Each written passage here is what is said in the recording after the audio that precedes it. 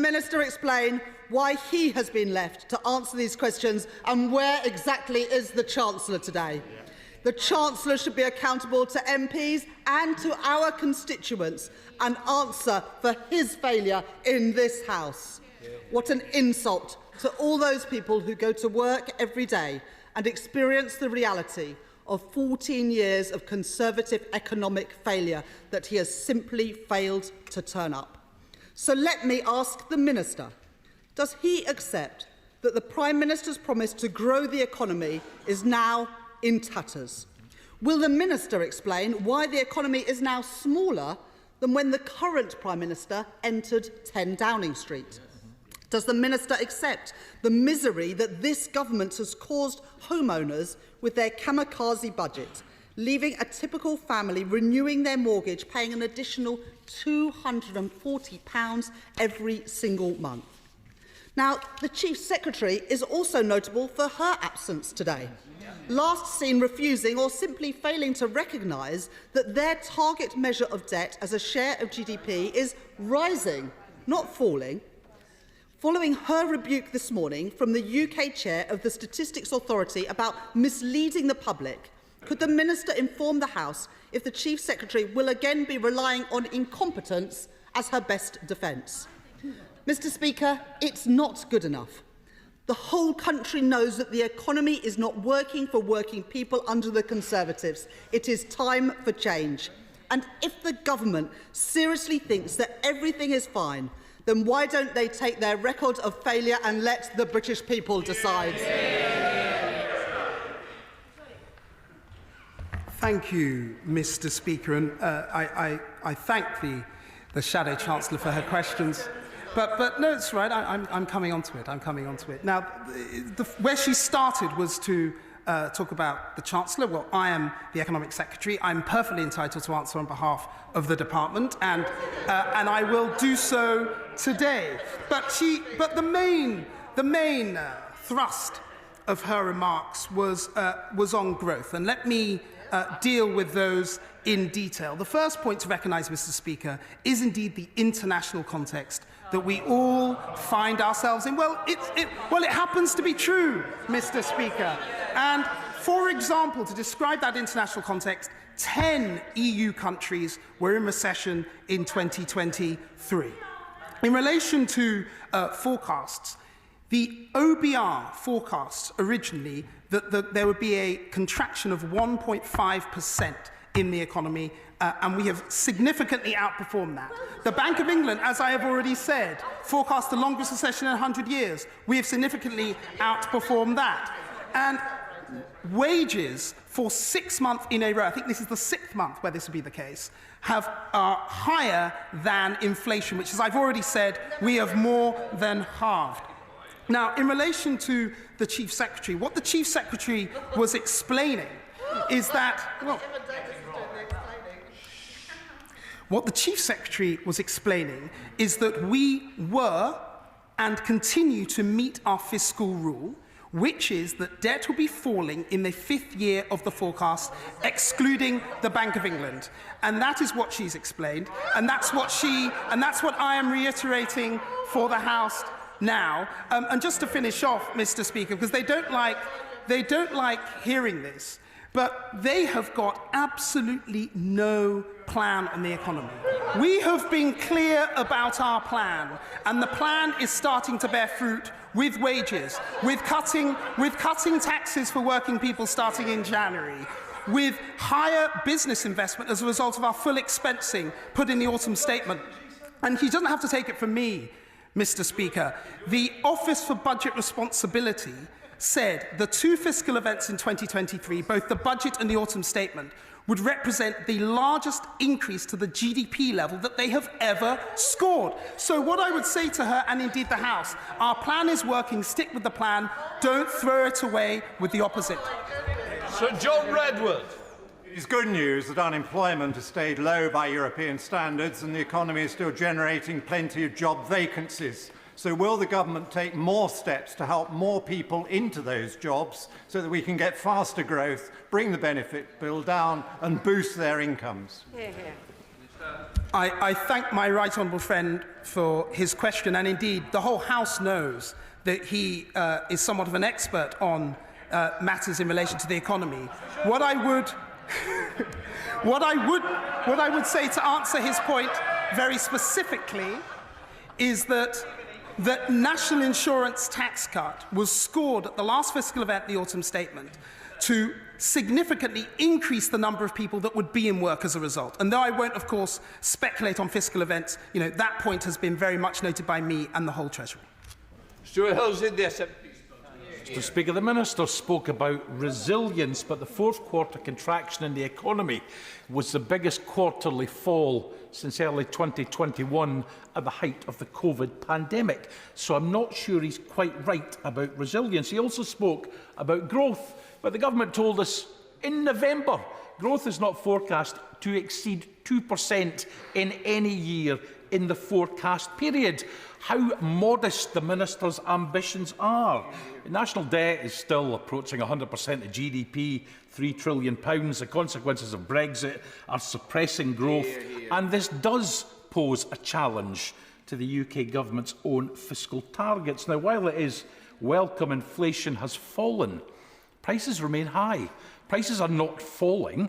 Prices are simply going up slightly less steeply than they were a month or two ago. It's obvious what the economy needs is growth and the investment to generate that growth. But given business investment, according to the government, is forecast down this year, 5.6%, given private dwelling investment is forecast down this year, 6%, flat at 0% next year, and given general government investment is forecast down in 25, 26, 27 and 28, where is the investment for the growth going to come from? Thank you, Mr. Speaker. To take the honourable gentleman, who I deeply respect, his points one by one. The point on resilience, I think that the way how we get resilience for ordinary people and for households is to make sure that real household incomes increase, and since 2010 they are up 12%. In relation to business resilience, that's why we are trying now to increase with our full expensing regime, which is revolutionary in the advanced world. With a full expensing, that will enable more businesses to invest and to deal with a chronic weakness of the British economy, which is weak investment. That's why we're doing that. He mentioned growth. Now, of course, growth is not as high as we would like. Indeed, that is the case across the whole of Europe, across the whole of the industrialised world. That's why the Chancellor, in the last fiscal event, put in place 110 growth measures, Mr. Speaker. So we have a plan for growth over the long term, and we will deliver it. The honourable member mentioned debt. The honourable member mentioned debt. And indeed, that's why, to repeat my point to the Shadow Chancellor, that's why debt is falling in the fifth year, in the fifth year of the forecast, according to our fiscal rule, which is excluding the Bank of England. And that, by the way, was not just the fiscal rule now, it has always been the fiscal rule. And in relation to inflation, yes, he makes the fair point that inflation does not mean that prices are falling. Indeed, inflation, of course, is a lower rate of increase. We all know that in this House. And indeed, that's why bringing down inflation is so important. And the party opposite, with their plan to recklessly jack up borrowing and taxes to the extent of £28 billion, will increase inflation. And to finish my remarks, in relation to investment, just to repeat, investment has been a long-term weakness of the British economy. We are taking long-term measures to deal with it, and I hope that in the next fiscal event in the budget we will continue in that vein. Sir Jacob Rees-Mogg. Thank you, Mr. Speaker, and may I thank my honourable friend for his distinguished service as a voice of His Majesty's government, and refer him to what the former chief economist of the Bank of England, Andrew Haldane, has said today, referring to a double blow to the credibility of the Bank of England, which was late to put interest rates up and missed inflation, and has been slow to reduce them, hammering the economy.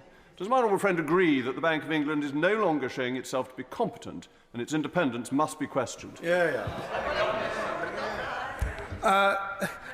I don't think I will quite agree with my right honourable friend, but what I will say is that it's very, very important that we leave the Bank of England to do its work, respect their independent mandate, but from the Treasury, we do what we can to make sure that we bring inflation down and support them in that mandate.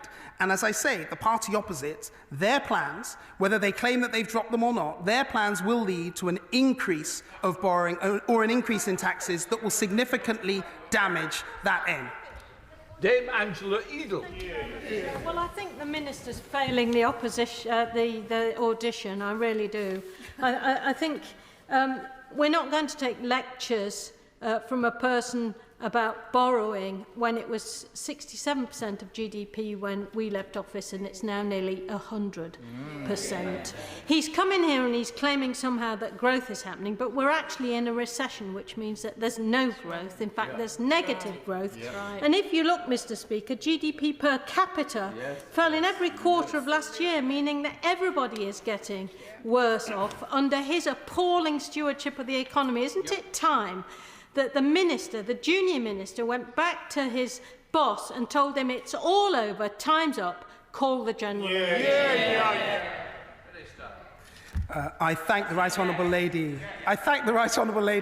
But it is definitely above my pay grade to call elections. What I would say, in relation to the points that she says precisely, are the following. In relation to per capita GDP statistics, and that's an important statistic because the point of that is to try and get a sense as to what's happening to individuals or individual households and families.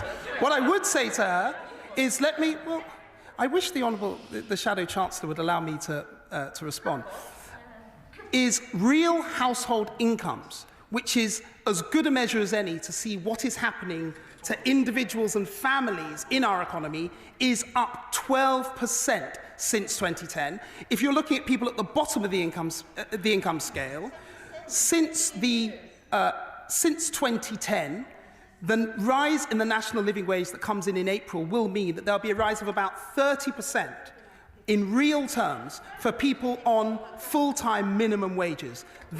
Those two statistics are examples of what's happening to real people on the ground. Rachel McLean. Thank you, Mr. Speaker, and I thank the Minister for updating the House. And will he agree that obviously people in Redditch and elsewhere are concerned about negative economic news, although it almost always turns out to be wrong later on? But does he agree, most of all, that the greatest risk to my constituents in Redditch and across the country is a Labour government who have said that they can somehow magically get £28 billion of green growth benefits without paying for it? Well, we all know who'll be paying for it is my constituents through extra borrowing and higher taxes. He has no responsibility for the Labour Party. Let us move on. Stella Creasy. Thank you, Mr. Speaker. The Government Minister says that the priority for the Government is backing British business, says it's cutting inflation, the priority being reducing the pressure on British families. Why then, when the Government also admits this measure will increase inflation, when British business is tearing its hairs out at the chaos that's being caused by not knowing what the charge will be and who will pay it with less than 10 weeks to go, and British consumers will find it causes food shortages and an increase in food prices, why on earth is this Government going ahead with the Brexit border tax? And will he here and now commit to cancelling it so that we can stop the inflationary measure? Yes or no? I thank the Honourable Lady's focus on inflation. Indeed, she's right, inflation is absolutely critical, and bringing it down is an absolute focus for the Government, and the House has heard her point in relation to the European Union, but what I would add is simply to say that we have a clear plan for bringing down inflation that we have carried out, that we'll continue to carry out, and she's got to ask her front bench why they don't have one. Sir Edward Lee. For too long, too many people in the Treasury, not my honourable friend, who's an excellent minister, but too many people there have thought the best way to grow the economy was to fill the country with more and more people. So will the government now commit itself, or recommit itself, to insisting that if you come here to work, you should earn average UK earnings of around £33,000 a year? No shortage schemes, no exemption for care workers or the NHS, that in those sectors we pay proper wages, We get people off benefit. There's too many people on benefit, dragging down our economy. We cut seriously mass legal migration. And by the way, if there is a general election, we give something for our people to vote for. My honourable friend makes an important point about migration, and I completely agree with him that what we need to see is an economy where we get higher earnings for British people. That does not mean we have an economy where we import too many people and keep earnings down. That's why we've been focusing on raising the national living wage. That's why we're focusing on making sure that ordinary household incomes, as I've already explained, are going to go up as a result of this government's policies. And what is also worth pointing out to the House is that in relation to, for example, last year's immigration numbers, obviously there were certain individual things that happened last year, in particular people fleeing from Ukraine, in particular people from Hong Kong as well, that meant that last year's were particularly high immigration numbers, but the broad thrust of what he says is correct. We want a high-skill, high-wage economy. Emma Hardy. Thank you, Mr. Speaker. I don't know if the Minister realises quite how infuriating people find watching his government tell them that everything is fine and it's all going really well and there's nothing to see here, when what they're experiencing every day is the fact that they're feeling poorer and small businesses are closing. So if the Prime Minister and Chancellor can't face reality, how on earth can anyone trust them to solve the economic crisis their government created? I'd like to be clear with the Honourable Lady, who I've got a huge amount of time for and is a very good Member of Parliament, that it is not our position that everything is okay.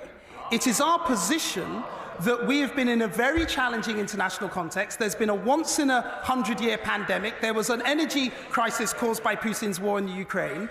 And this government has done everything we possibly can to build an economy for growth. That's what we're doing, and I hope to get her support in us doing so. Sir Desmond Swain. What distinguishes this recession is the 800 jobs for every day that have been created since this government came to power in 2010. The very antithesis of anything ever achieved by a Labour government, which has always left unemployment higher than it found it, isn't it? It is, Mr. Speaker, and I would add something else. If you look at something, for example, like a statistic such as home repossessions, much higher when there was a recession, when the Labour Party was in office in 2008-9, comparison with our record now. Unemployment now, much lower than in the recession that we saw under the Labour government in 2008-9. And our record, though we are in challenging times, the economy is turning a corner, our record does compare very favourably with theirs. Yeah, Mayor. Now, the Chancellor said last May that he was comfortable with the prospect of a recession, and now that my constituents in Selby and Ainsty are suffering under that recession's effect, would the Minister chalk it up as a job well done? He'll do well this time, that gentleman. What I would say is there is nobody on this side of the House who welcomes adverse economic situation for anybody. That's why we are doing everything we can, straining every sinew to grow the economy.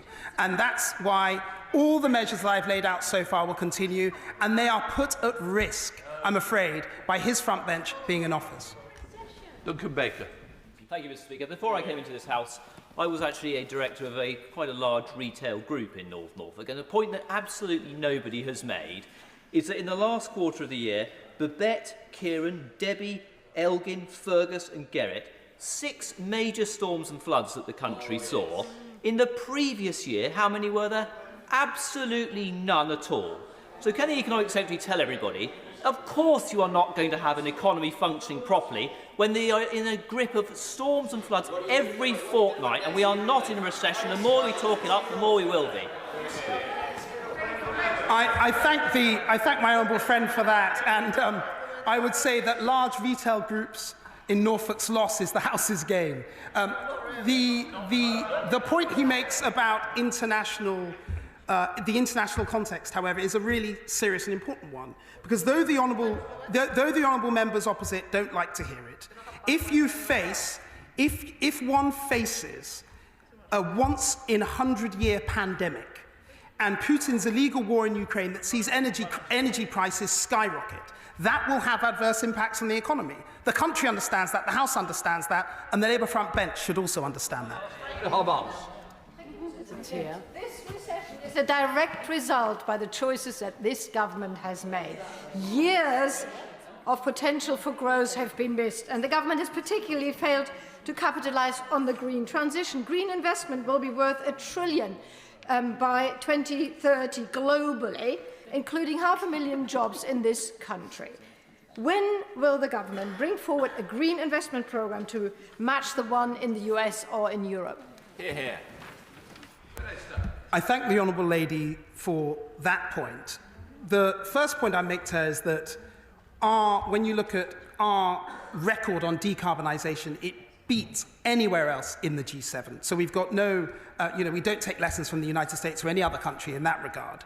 But in relation to the green investment plan by 2030 that she mentions, I would ask her to direct, she should direct her ire at the Labour front bench for not being clear as to what their plan actually is. Then the leader of the opposition says that, well, it's important because this politics is about a contest of ideas, Mr. Speaker, as indeed it is as about a contest between two parties. And if the party opposite believes that they can spend an extra £28 billion without having an impact of taxes and borrowing, then they are trying to pull the wool over the eyes of the British people. Forward. Thank you, Mr. Speaker. The past couple of years have been very difficult economically, and I certainly do not treat the state of our economy as the giggle feast that the Labour members seem to be having today.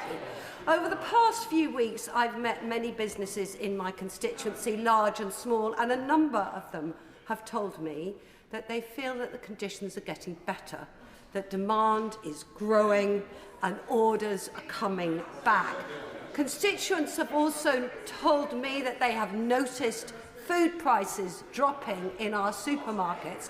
Does the Minister agree with me that the most damaging thing that could happen to our economy now would be if politicians on the benches opposite continue to talk our economy down? I thank my right honourable gentleman, and indeed she's correct.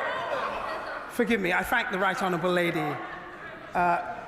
Indeed, she is correct that things are starting to get better for many, many people across the country, indeed small businesses, because inflation is now down below 4%. We've more than halved inflation. We think that in the coming months it will go to 2%, the target. And of course, once it hits that target, we hope that interest rates will start coming down, which will make a big, big difference to ordinary people up and down this country. Sir Stephen Timms. Mr. Speaker, I applaud the Minister's willingness to take on this unenviable assignment, unlike his right honourable friends. The international context that he's referred to is that Japan and UK are the only G7 countries in recession. Inflation that he's referred to is the highest in the UK of the whole of the G7. Why is it that the UK economy is doing so much worse than comparable economies elsewhere? The right honourable gentleman's point is an interesting one, but I would say the following.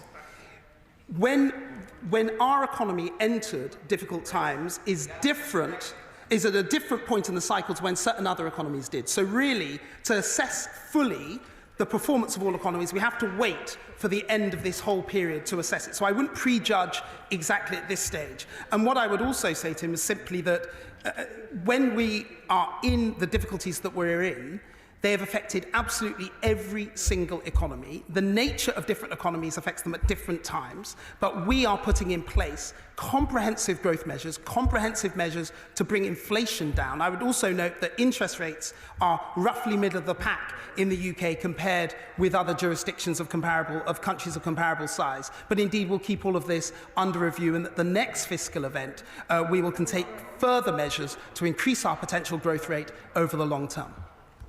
Alexander Stafford. Thank you very much indeed, Mr. Speaker. Does the Minister welcome the news the South Yorkshire Mayor has finally recognised the economic importance of Doncaster Airport and is at last starting to use the powers given to him to get that airport up and running again and start that process? But does he agree with me that it's taken far too long, it's taken years since the airport closed, and the South Yorkshire Mayor should have used those powers years ago, rather than waiting 9 weeks until he's re-elected?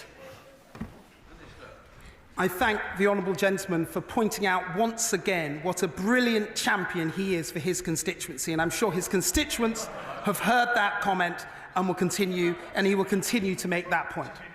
Sir Christopher Bryan. Thank you, Mr. Speaker. Lordy, Lordy. I mean, it really is.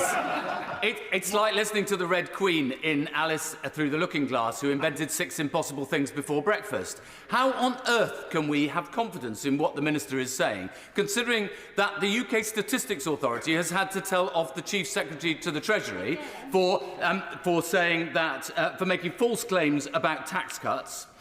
When Evan Davis had to school her at length, and she refused even to understand, I think, by the end, how wrong she was about debt falling as a percentage of GDP when it's going up. And when he himself actually said the NHS is 42 to 43% of everything the government spends, when it's only 15%.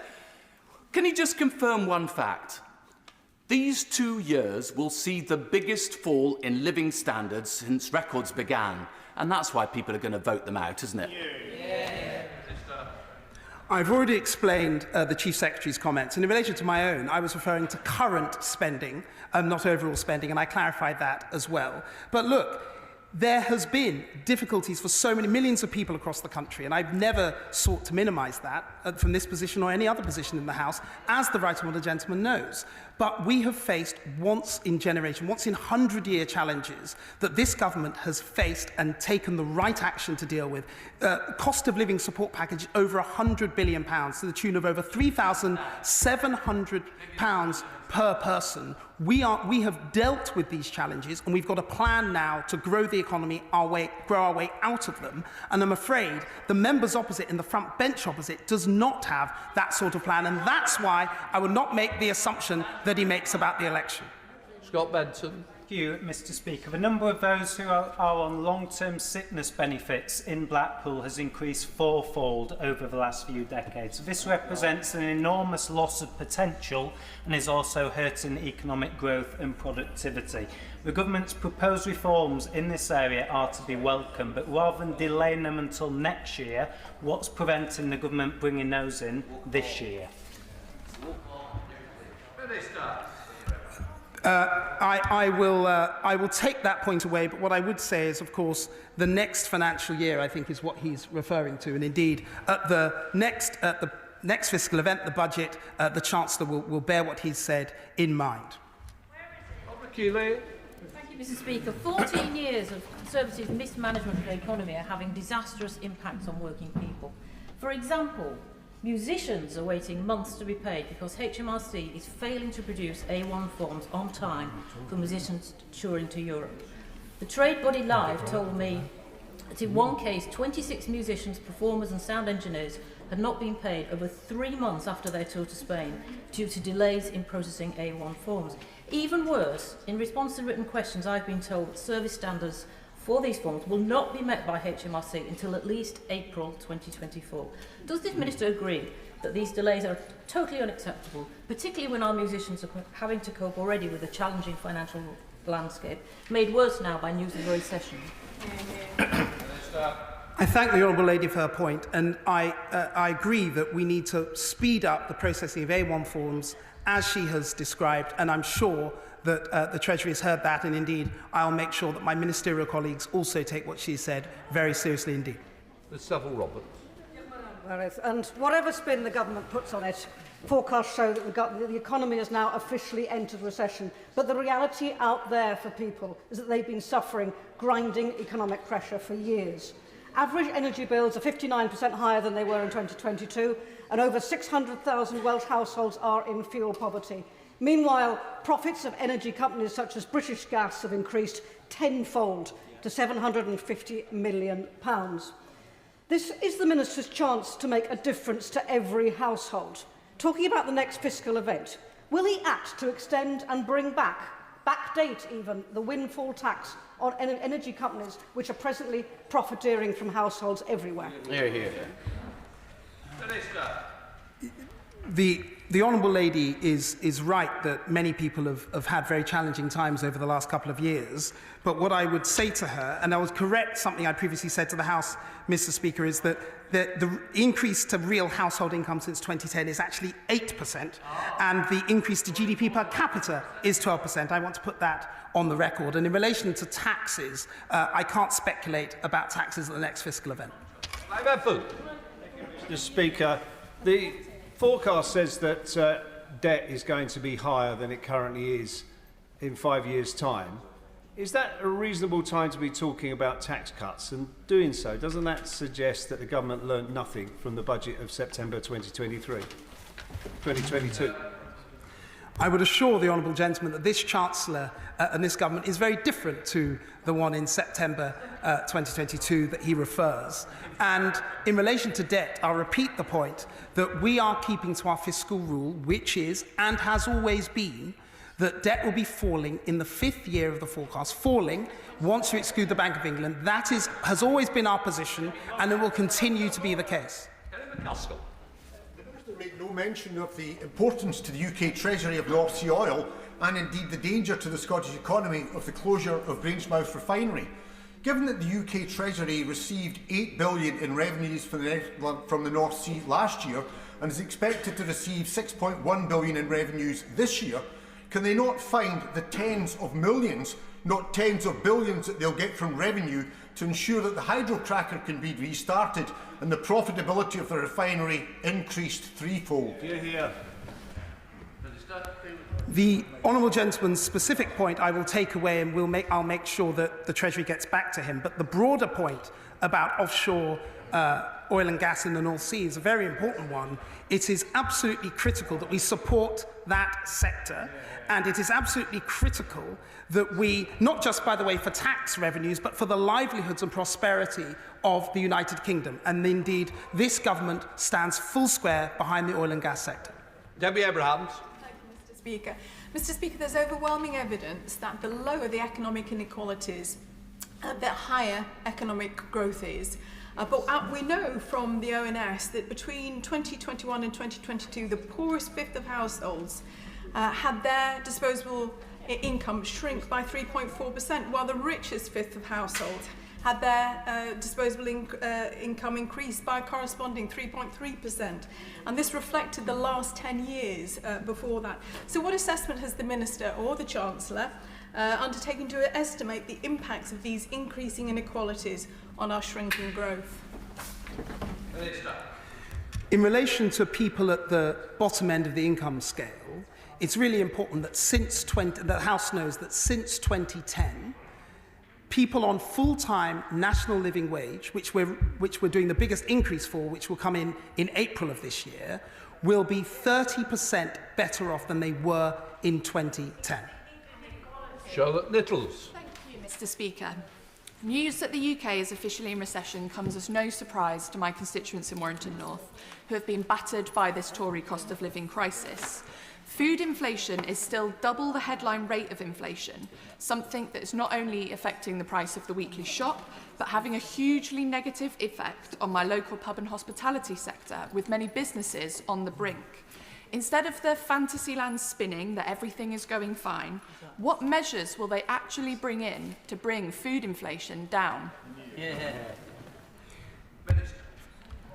Inflation, and I've said it many times in this dispatch box this afternoon, is absolute target for this government to make sure we continue to bring it down, and indeed in the coming months we expect it to get to 2%. But in relation to food inflation specifically, one thing that we are doing is by bringing in at the last fiscal event full expensing, which will enable the manufacturers of food and supermarkets and others to invest, to hugely increase their investment, because it completely nets off against their tax. So 100% investment that gets netted off. The impact of that will be increased investment that will reduce their cost, that will reduce the cost of food in our shops. And so that's the sort of measure, amongst many others, that's the sort of measure that we're putting in place to reduce food inflation. Robert. Thank you, Mr. Mr. Speaker, the Prime Minister said he was going to grow the economy, and he's obviously failed. We're now in recession. And in my constituency, families and small businesses are under severe pressure. Can the Minister possibly explain how he's going to address these very serious problems? All I would say to the honourable gentleman is that we are in a very challenging international context. We have performed better than the international forecasters. We have high inflation, which really bedeviled this economy a couple of years ago. We have brought down we have more than halved. And then we have a plan to grow our way out of it, as indeed shown by the last fiscal event,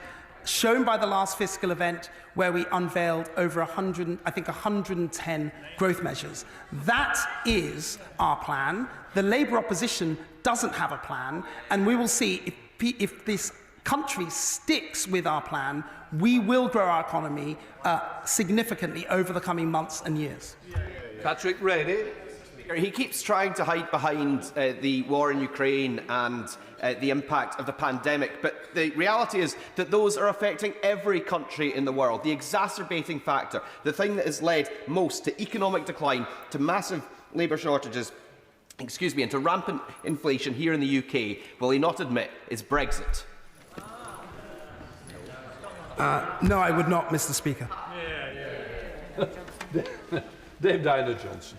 The economy is in recession, and the consequences for the public finances are not the fault of those people like the infected and affected through the contaminated blood scandal, the largest treatment disaster in the NHS. So can the Minister just confirm, as I was hoping to ask the Chancellor, whether money has already been ring-fenced to pay compensation to those people as set out in the final recommendations on compensation by Sir Brian Langstaff in April 2023?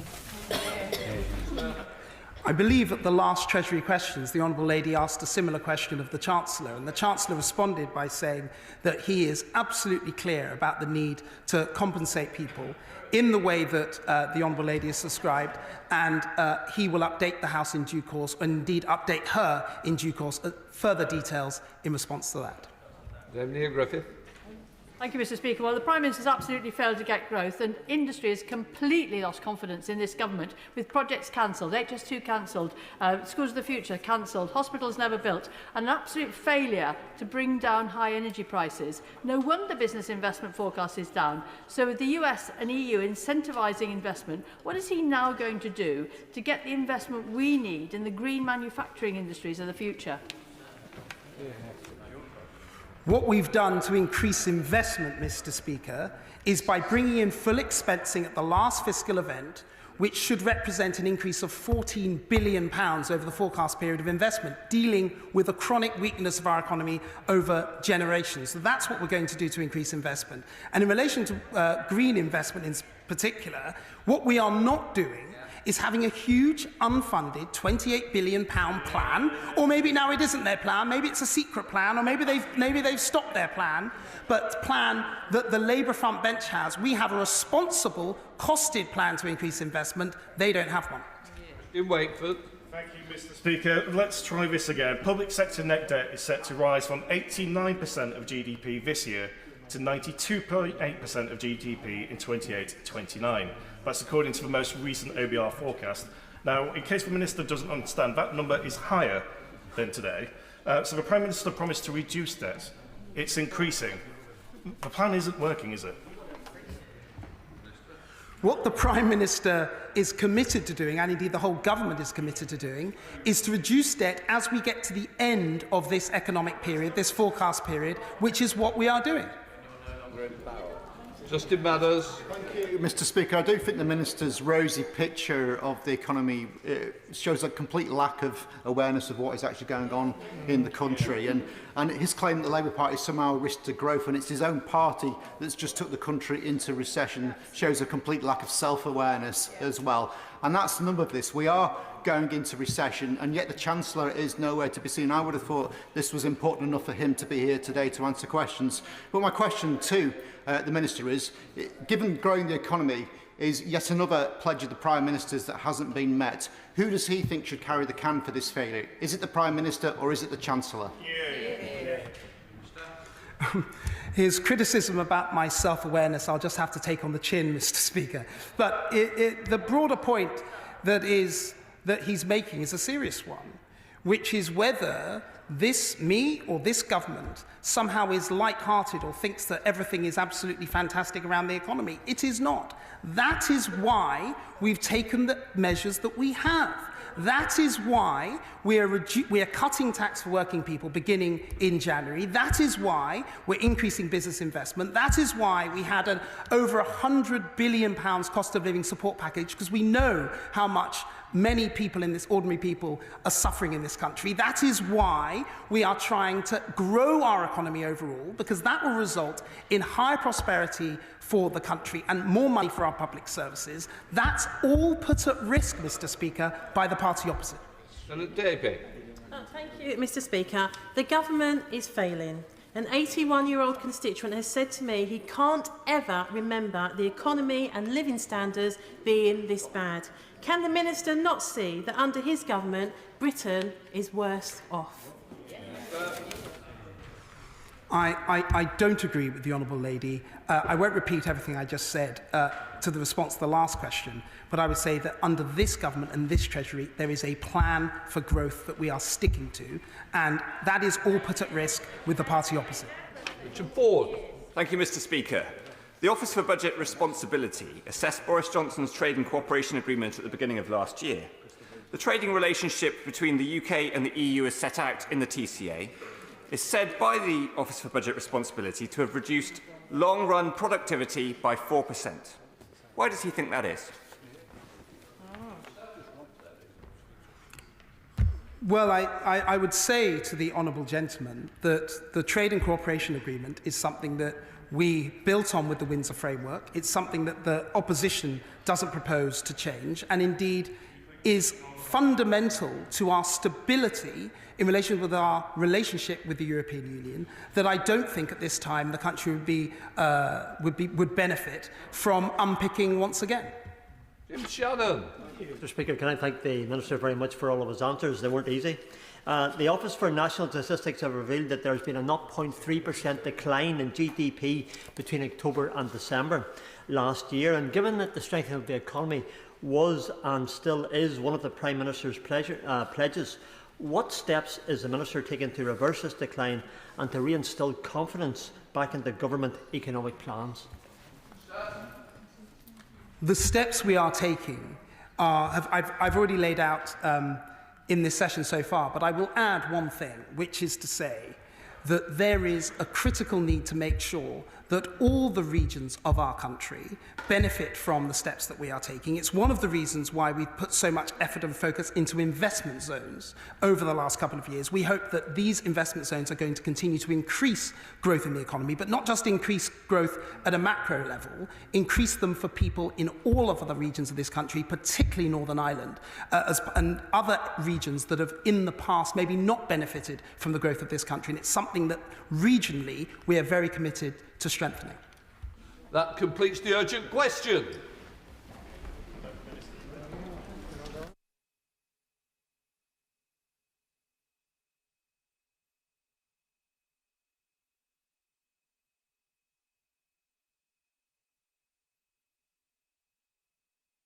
We now come to the statement on the Post Office. Secretary of State. With your permission, Mr. Speaker, I wish to make a statement on Post Office governance and Horizon compensation schemes. Mr. Speaker, several serious allegations were made against the government, my department and its officials by Henry Staunton, the former chair of the Post Office, over the weekend. These allegations are completely false, and I would like to make a statement to the House so that honourable members and the British public know the truth about exactly what has happened.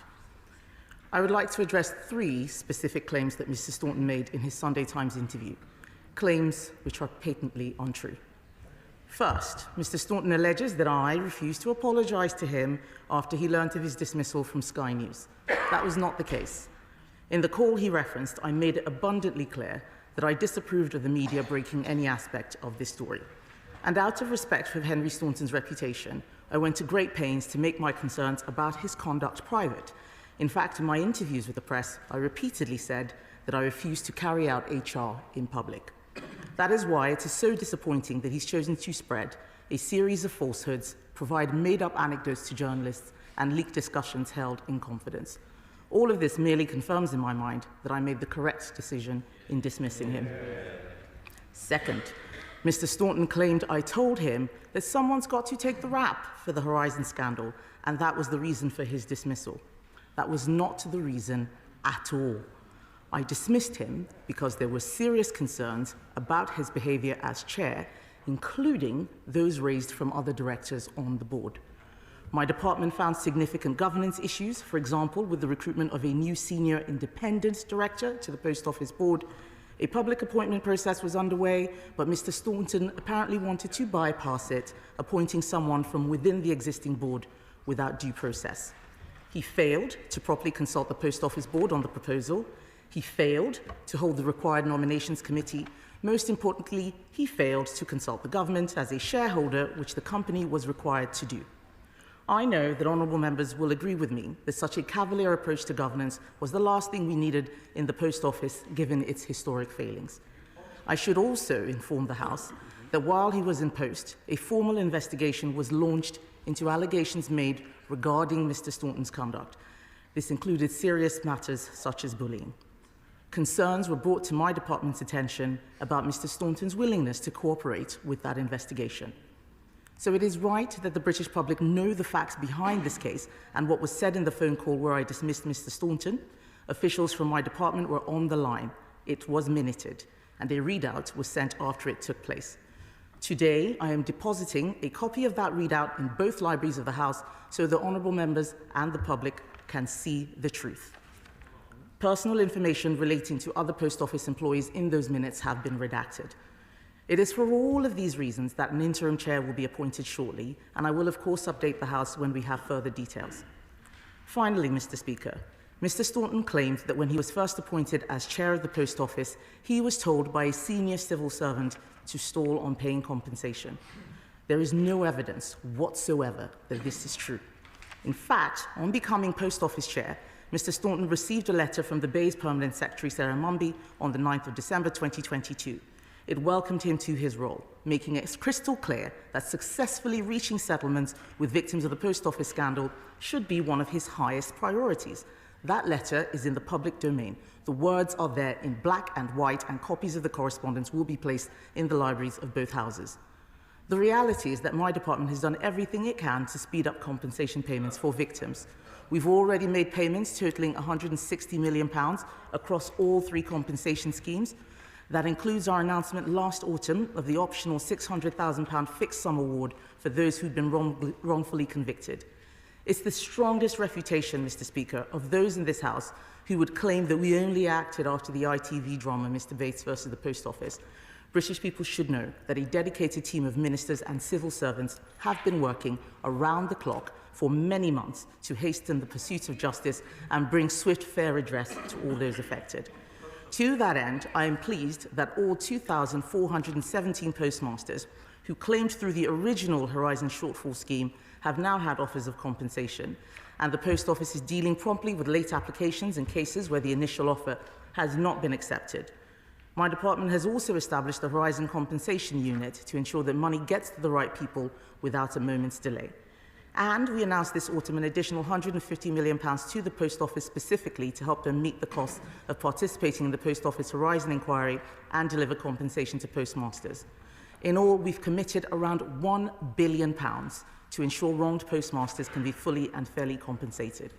And we are taking unprecedented steps with the forthcoming legislation to quash convictions of postmasters affected by the Horizon scandal.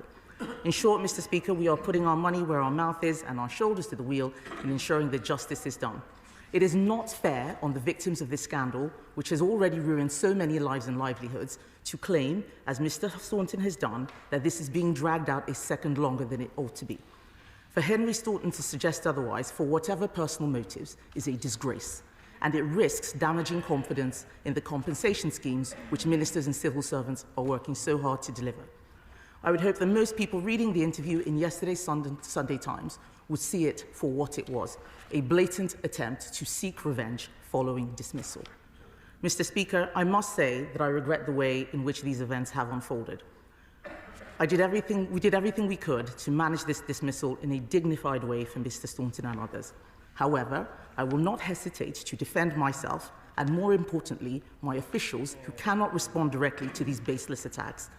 Right now, the Post Office's #1 priority must be delivering compensation to postmasters who have not already been compensated, those that fell victim to a faulty IT system they implemented and which they turned a blind eye to when brave whistleblowers like Alan Bates sounded the alarm.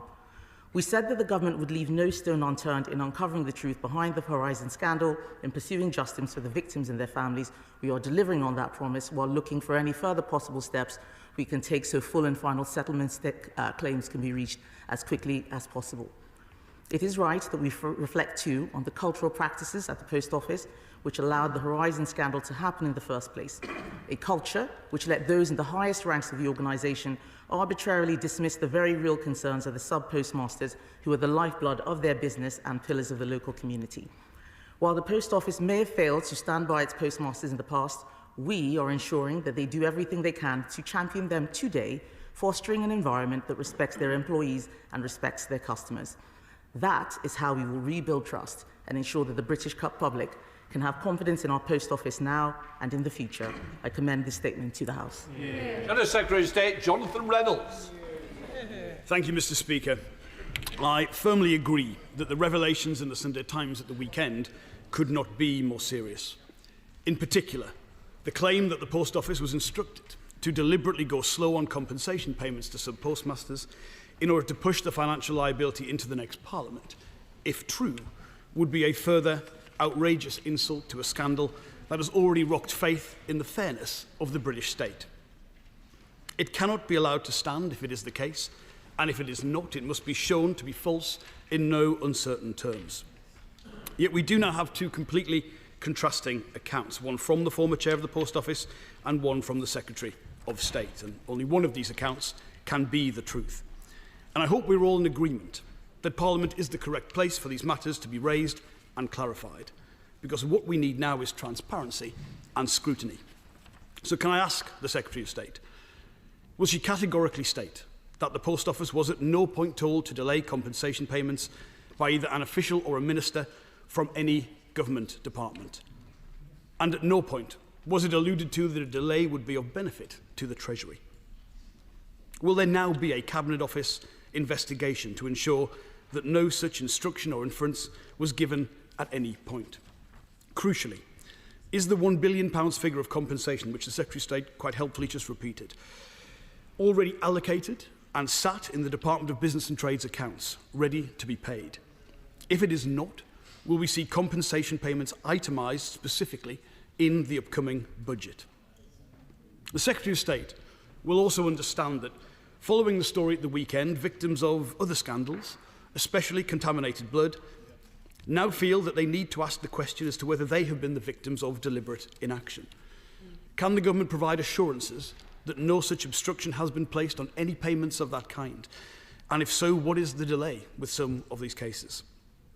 And in the full interests of transparency and to fully ascertain the veracity of any allegations for sub-postmasters and the general public, will she publish all relevant correspondence and minutes of meetings between the Department, the Treasury, UKGI and the Post Office during this time?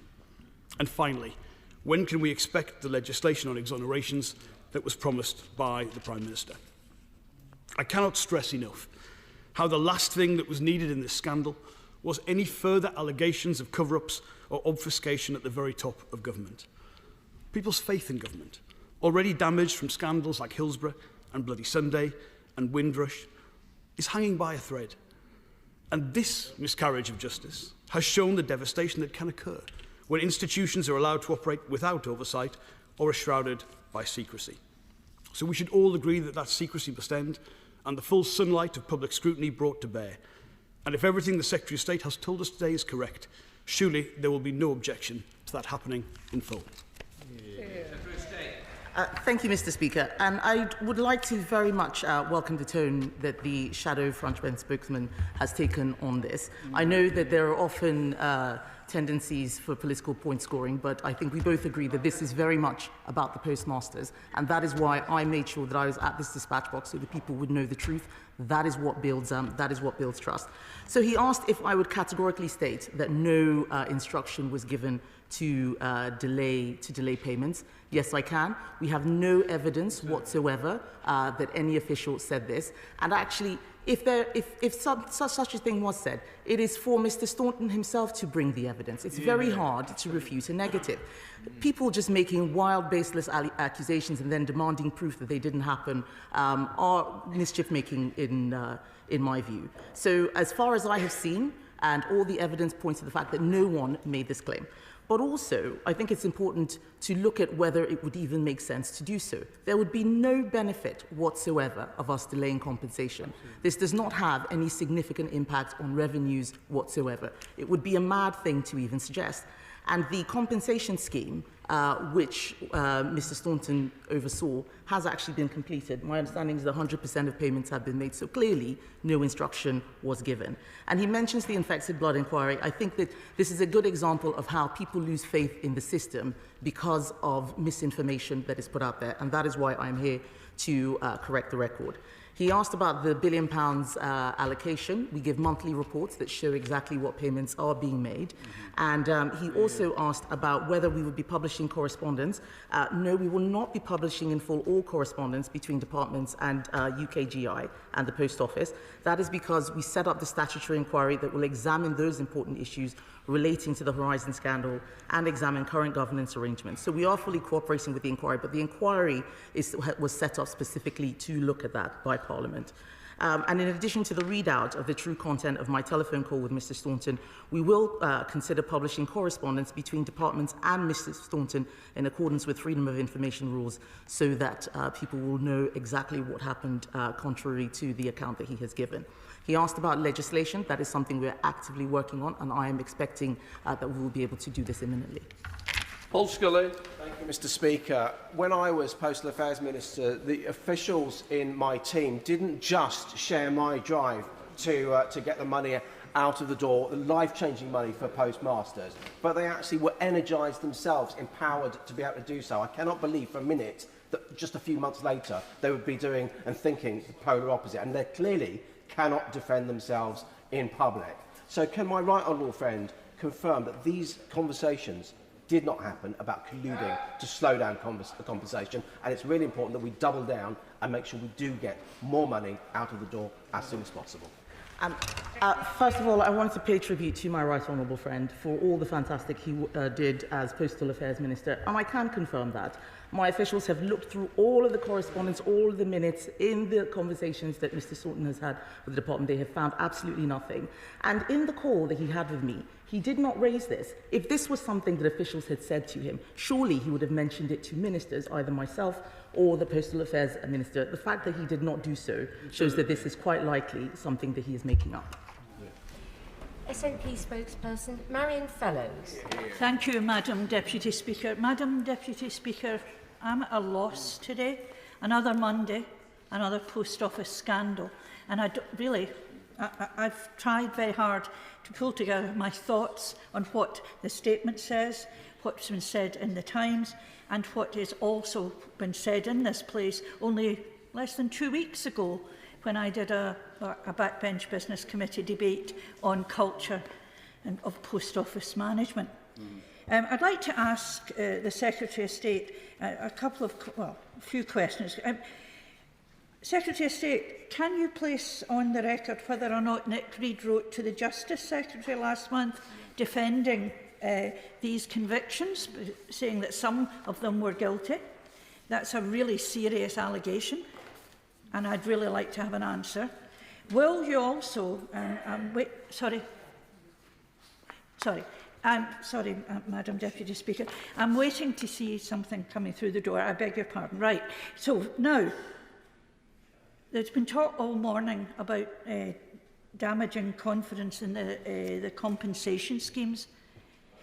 If there is confidence in the compensation schemes. Can the Secretary of State explain to me why so many leading sub-postmasters who were affected by this scandal were given such derisory offers months and months and months late? That's just not on.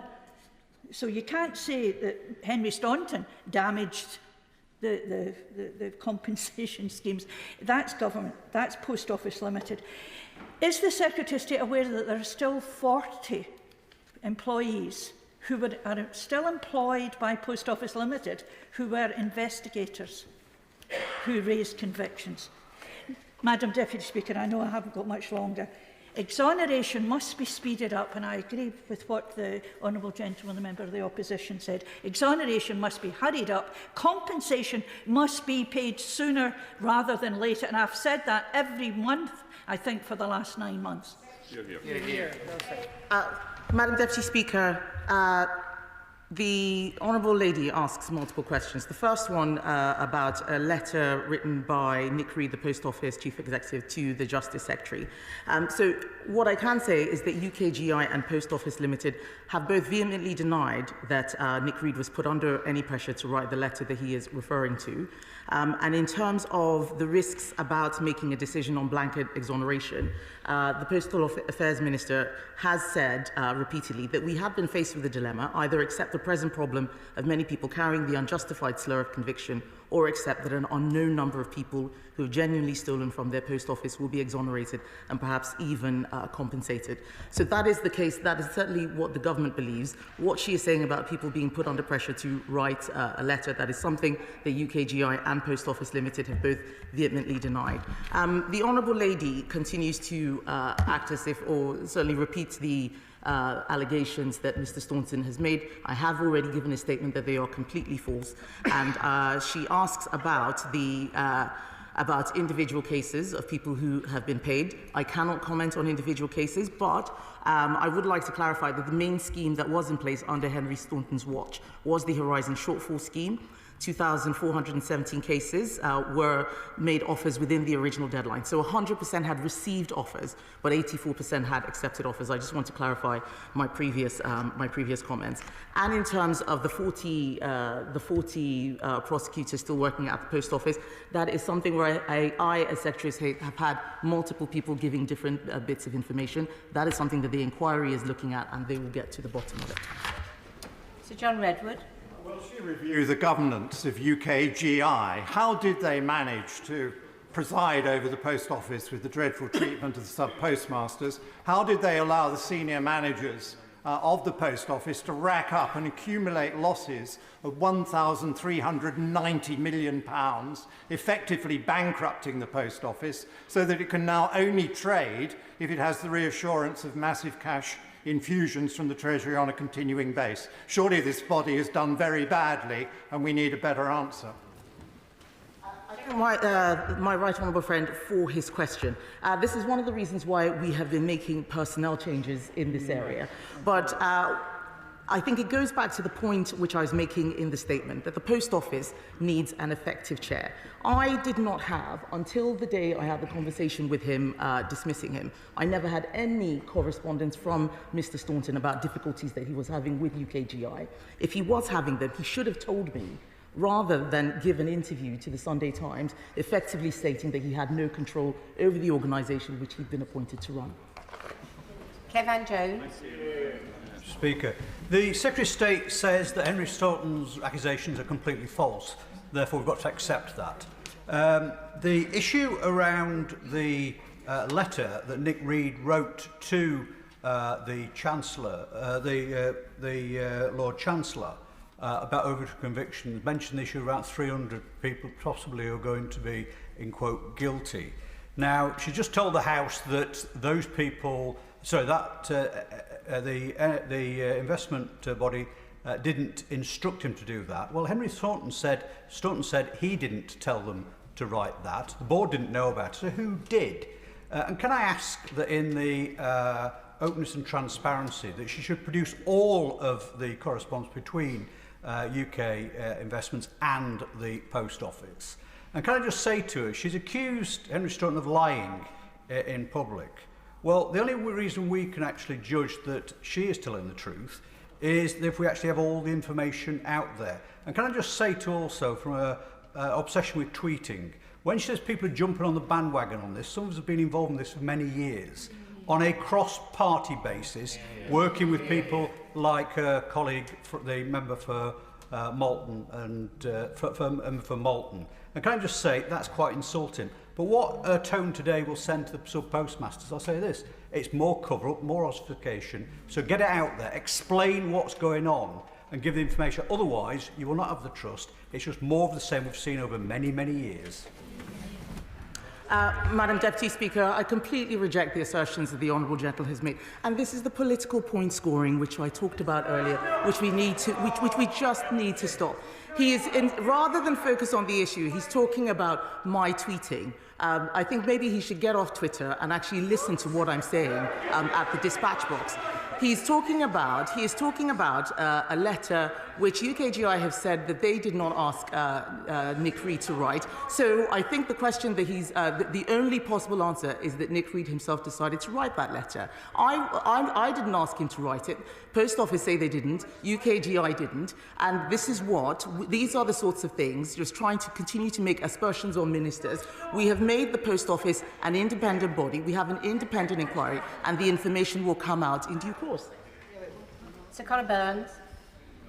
Speaker, there is no doubt that there was a bad culture in the Post Office for a very long time. They misled a significant number of ministers who, to put it gently, could have been more inquiring over the years. Can my right honourable friend tell us if she's had time to reflect on the words of the non-executive members of the board representing the postmasters, who say that only days before she sacked the chairman, that there was still a culture that they were guilty and that they were on the take? And if that sacking has brought the compensation to those people who were traumatised and misled by the Post Office, who had their lives destroyed, her decision will go down as being a very, very welcome one. I thank my right honourable friend for that question, and of course I am going to agree with him, but I think it is very interesting, the comments that were made by the two members of the board who were former postmasters. They are saying exactly what I'm saying, that Henry Staunton was not doing a good job as Post Office Chair, which leads me back to the point made by the Honourable Gentleman in his previous question. He is more interested in attacking the government than looking at what even the members of the board are saying. It is important that we continue to give confidence to people that these organisations are run properly, and that was the reason for the dismissal. Alistair Carmichael. Thank you, Madam Deputy Speaker. Whatever the reason for it, I can tell the Secretary of State, having supported constituents in negotiation in relation to the historic shortfall scheme, that the conduct of the Post Office and of their agents in that was one which was characterised by delay and obstruction. That in turn led to a view taking hold amongst sub-postmasters that there was no point in making claims. Since the ITV drama was aired, I've heard of a number of constituents in my own area that have made claims belatedly. So what more is the government doing to ensure that everybody who is out there who may have a claim is actually going to be able to receive it? I thank the Honourable Gentleman for his question. It is a good one. I think the fixed sum awards are showing that this is a matter that we are taking very seriously. I became Business Secretary in February of last year, and my one priority was to make sure that people got their compensation as quickly as possible. I did everything that I possibly could with the Post Office Minister, the member for Thirsk and Malton, who I really want to take the opportunity to thank for his tireless efforts. He had been looking at the portfolio before I got the job as Business Secretary, and I knew that the work was in safe hands. We've worked together as a team. We have fought cross-departmentally to make sure that people got the compensation that they deserve. We brought legislation in just before December, well before the ITV drama. But the cases that he raises are really important to show that there's still a lot of work to do, and we will continue doing that. Duncan Baker. Madam Deputy Speaker, given the Post Office track record with accuracy, I'm very glad that we have had the Secretary of State. I'd rather take her assurances at the dispatch box than anything from a former disgruntled sacked employee of the post office. During this recess, I even had constituents coming to me still saying that they were affected by the Horizon scandal. So can you assure people that are watching out there, it is a very quick and simple process, that people that still feel they lost money in that horrendous period do keep coming forward, because there is a process that is easy to be able to fill in a form to make sure your voice is heard and you get that compensation. My honourable friend is quite right, and I want to thank him for raising this, and also for the work he did. I know that he was a former postmaster, so he knows quite a lot about what has been going on. And I do want to reassure all of the people who've been affected by this scandal, this is something that we are taking very seriously. I was absolutely horrified when I became business secretary to see the sheer scale of trauma that people had been going through. We want people to continue coming forward, and where they're not happy with the process, we will look again. But there is a formal process that is in place that makes sure that all the postmasters can be treated fairly, equally and equitably. Dame Diana Johnson. Thank you, Madam Deputy Speaker. The allegations of limping towards the general election in terms of delaying compensation payments to postmasters does actually mirror the behaviour of government towards the infected blood scandal. The government have had the final recommendations on that compensation since April 2023 with no action. So it seems to me that there is a pattern of behaviour. The government only seem to act when forced to or shamed to into taking any action. And it's clear with the infected blood scandal, we've been told repeatedly by ministers that the government is working at pace. So actually what that really means is they're limping at pace, aren't they? No, no, and no. And I think it's a shame that the Honourable Lady would stand up there and say that the government only acted when it was forced to, when she knows that we brought legislation to this House well before the ITV drama. She knows about the Horizon shortfall scheme. She knows about the GLO payments. She knows about the overturned convictions. And the fact that she is trying to mix this up with the infected blood inquiry, knowing that I have just proved that the allegations made by Minister Staunton are completely false. I have said that minutes will be put on the record, show that this is not an issue which they want to look at beyond political point scoring. And I will not stand at this dispatch box and allow that to happen. Sarah Dines. Madam Deputy Speaker, leaks at the weekend to newspapers appear to show really poor embedded practices at the Post Office Board, using language about our postmasters as being on the take or guilty. What is my right honourable friend doing to clean up the act? My honourable friend raises a very good point. This is why we need effective leadership at the Post Office. This is why I took the decision that I did to dismiss Mr. Staunton, amongst the other allegations, which, or the other issues which I've put into this statement. We need people who care. And one of the problems, one of the things that worries me is that because Mr. Staunton has decided to have a revenge in the papers, it's going to make it even harder for us to find people who will come in and do this very, very difficult job. And I hope that they will not be put off by the misinformation that has been in the papers. Andrew Bridgen. Thank you, Madam Deputy Speaker, and I thank the Secretary of State for her prompt statement and her laying out her version of events around the dismissal of Mr. Staunton, the Post Office chairman, and we have to accept her statements from the dispatch box. But I have to take exception to one point she's made. She said there was no evidence of stalling of compensation, but that evidence comes from the experience of my own constituents, Mr. and Mrs. Rudkin, whose evidence to me was actually fundamental in unravelling this whole Post Office Horizon scandal. Susan Rudkin's criminal conviction was overturned in one of the first 9 in December 2020. When I spoke to Mr. and Mrs. Rudkin only a few weeks ago, they still have not received their compensation over 3 years after that criminal conviction was overturned. If that's not evidence of stalling, Madam Deputy Speaker, what is? Madam Deputy Speaker, what I would say is that I can't comment because I don't have the details on that specific case, but a fixed sum award is available should they wish to take it. There is a process. We will move as quickly as he can. I can't speak specifically about why that delay is there, but we're doing everything we can to get the money out to the postmasters as quickly as possible. Richard Drax. Madam Deputy Speaker, I have a once proud former postmaster in my constituency who ran the post office in Swanage. He fell foul of this scandal and was sacked, not prosecuted. His life was utterly ruined and he repaid the money that he was owed. That was many, many years ago. His wife is now very, very ill. He still has not had compensation. May I make 2 points? One, his lawyer tells me the compensation scheme is taking too long. And secondly, because he wasn't prosecuted, can I ask for the front bench's assurance that he won't be brushed off financially simply because he wasn't prosecuted? This man's life and his wife, their lives have been utterly ruined. I thank my honourable friend for that question. I know exactly the sort of people he will be talking about, and it is really awful to hear everything that they have been through. I myself have a constituent who I've spoken to who's talked about how this scandal ruined her life.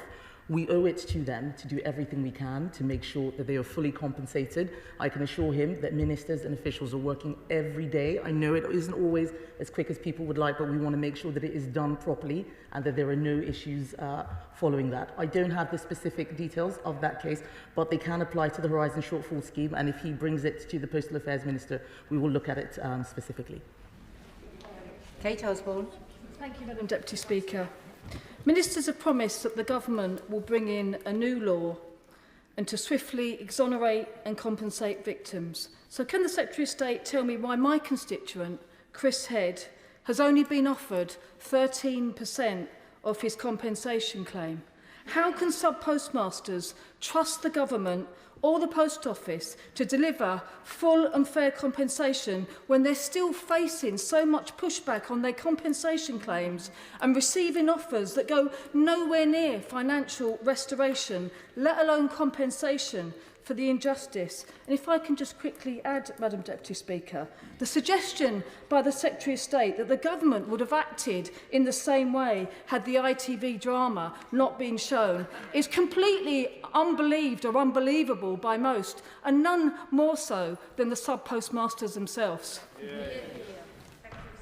Madam Deputy Speaker, the fact that in December we had brought legislation to the House, empty benches, all opposite when that legislation was brought through. Empty benches, they are the ones who have decided to take a more keen interest after the drama. We have been working flat out. I do not have the specific details of her constituent, as she knows, but I will continue to repeat what I've said, that where there are people who haven't received compensation, we can look at it. There is a process. There is also an independent panel that they can appeal to, but the vast majority of people who have been getting offers are taking them. Brendan Clark-Smith. Deputy Speaker, too often Quango bosses are rewarded for failure and able to walk away with big payouts.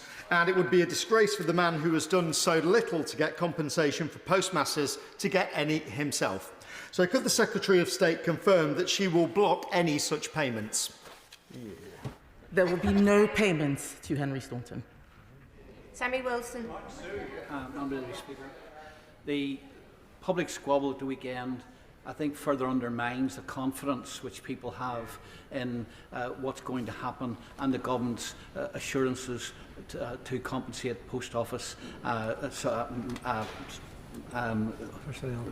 people who are affected.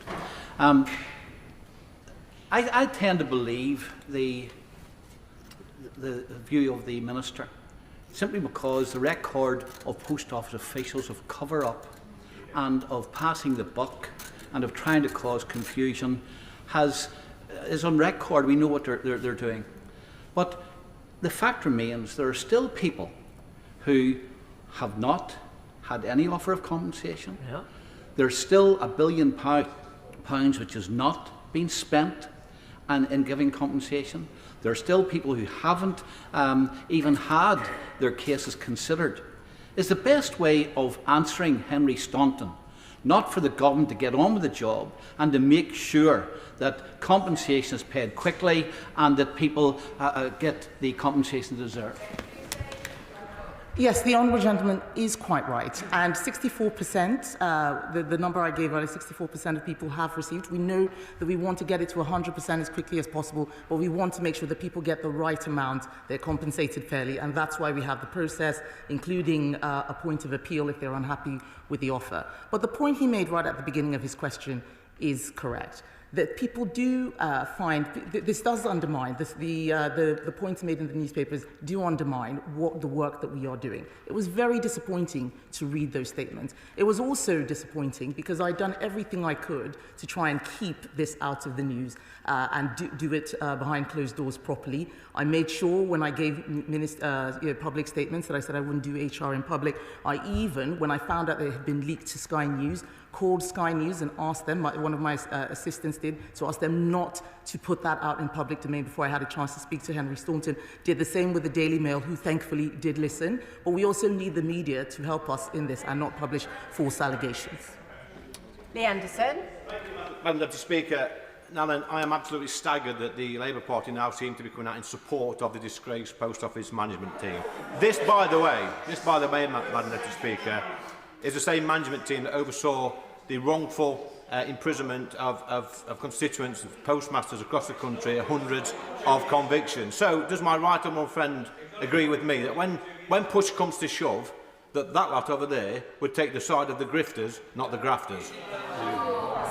I thank my honourable friend for his question. And this is one of the reasons, as he said, that, where the Post Office leadership had overseen the wrongful convictions. We have had multiple changes, and this is just the latest to ensure that we get the right leadership in place. But as we can see, I know that some of the members opposite are dealing with this properly. But from the heckling, we can see that for a lot of them, they came here thinking that they could get political points scored, and I am not allowing that to happen. So Chris Bryant. A lot of members are, of course, angry and impatient about trying to get compensation and exoneration for all the postmasters as soon as possible. And if we're all honest, as Parliament, we should have been much more impatient much earlier as a whole. And there are some rare exceptions, including my honourable friend who's spoken earlier, and obviously members on the other side of the House as well.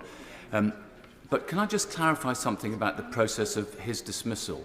As I understand it, he found out about it from Sky News.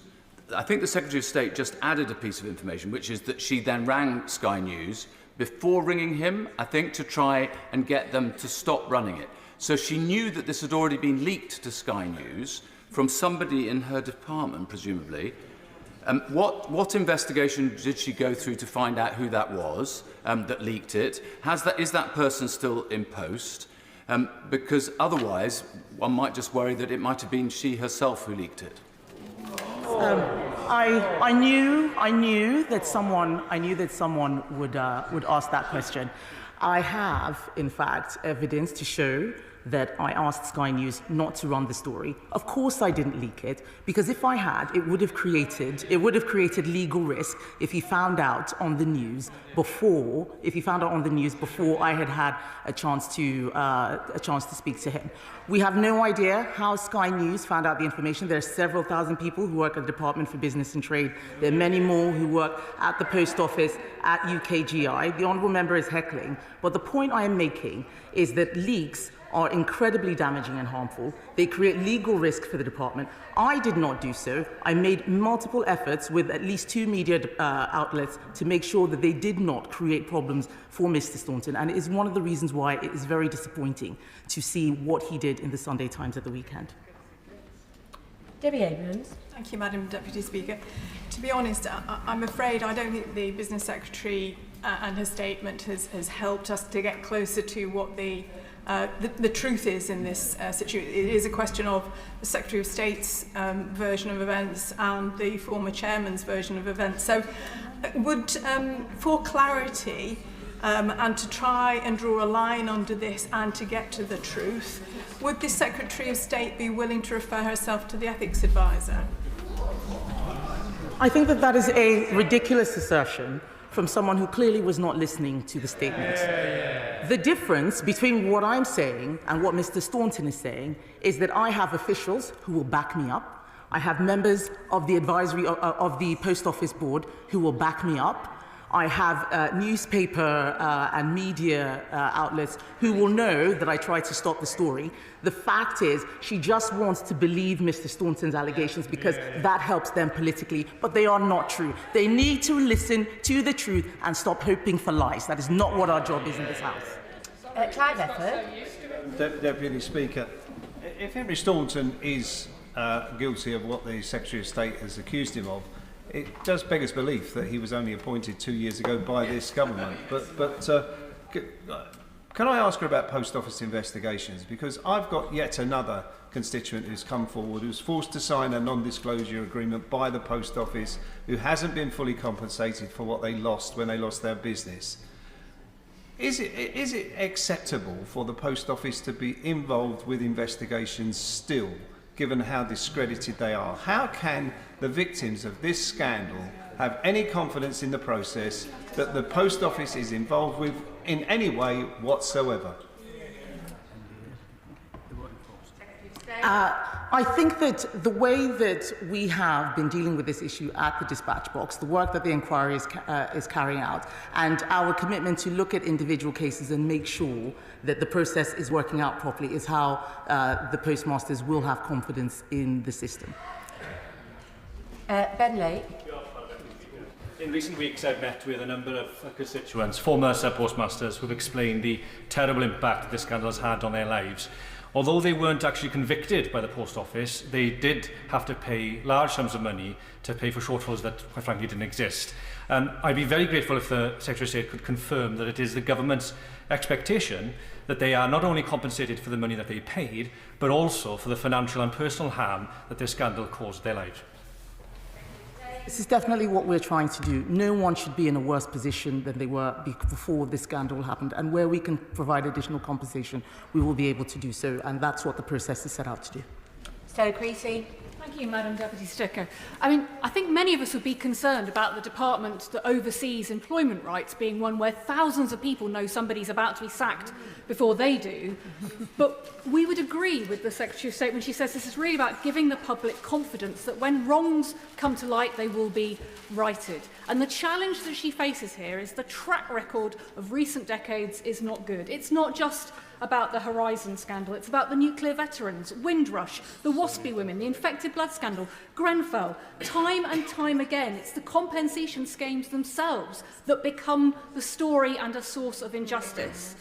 So rather than taking to Twitter, isn't the right rejoinder on this to become the first Secretary of State to say, actually, we should put out to an independent body management of compensation schemes involving government so that everybody could have confidence? I'm sure she would find support on this benches for that.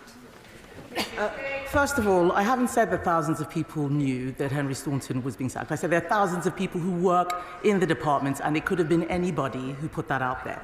Again, it's really important that we stick to what's been said on the record. She mentions that these are scandals that have been going over decades. I would like to remind her that the Horizon scandal happened and started under a Labour government. It is this government that is beginning to fix it.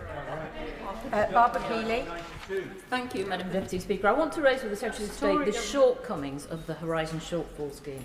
My constituent, Mr Pennington, was a sub-postmaster for 20 years, and he has raised issues about those shortcomings after he went through 10 years of financial distress, paying back shortfall amounts demanded by the errors generated by the Horizon system. The poorly designed Horizon shortfall scheme has paid back only part of the shortfall, which is possibly £100,000. It's only paid back part of that, and only a paltry £1,500 for 10 years of financial stress and worry.